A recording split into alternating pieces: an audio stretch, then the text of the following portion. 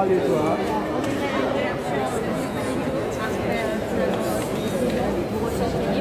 Mais avec un contrôle judiciaire et beaucoup de restrictions.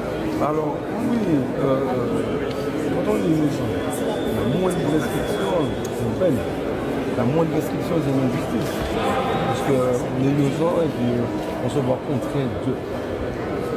Bon, je ne vais pas me plaindre. On va dire que j'ai hâte que janvier arrive, qu'on puisse débattre de tout ça. Et j'aurai l'audace d'espérer des excuses une fois qu'on aura vu la réalité, la vérité de ce que je dis depuis 2 jours, que je n'ai agressé personne et que je n'ai violé aucun domicile. On y a été autorisé à rentrer.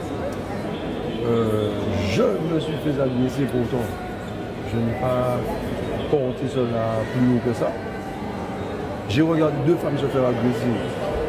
Je n'ai pas répliqué plus que ça. Je l'ai simplement percuté en disant voilà, ce monsieur est agressé.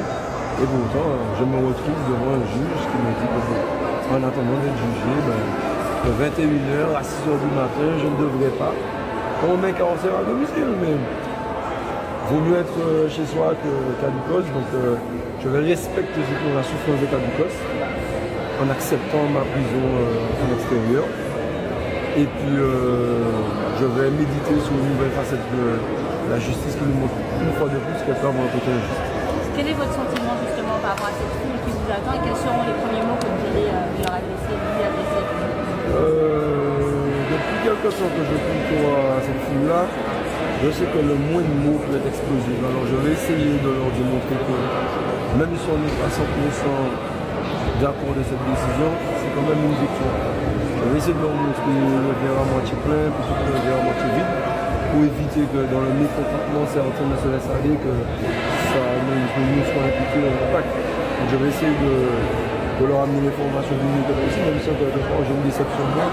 J'aurais envie de crier ma colère, mais je ne vais pas le faire puisque ça peut être instrumentalisé encore une fois contre nous. Je vais garder mes conclusions pour moi et puis vivement le 21 janvier. Vous avez eu des prises de cours justement à la procureure en disant que vous étiez assez surpris de son comportement face. Vous avez purgé votre peine, vous tentez de vous réinsérer dans la société et malgré tout, elle représente justement ce système qui est en faveur d'une réinsertion et elle semble vous avoir ciblé. Est-ce que ce sont vos propos exacts? Mais oui, moi mon choc depuis le 1er septembre que le combat a commencé, divers télés, divers radios, diverses personnalités nous saluent par rapport à mon passé. On remis mon passé au bout du jour. Autant en 69 on l'a fait, on l'a payé. Bon, je n'étais jamais étonné de ça, parce que tous ceux qui sont en manque d'arguments, comme j'aime dire, ceux qui sont en manque de sucre, utilisent ça.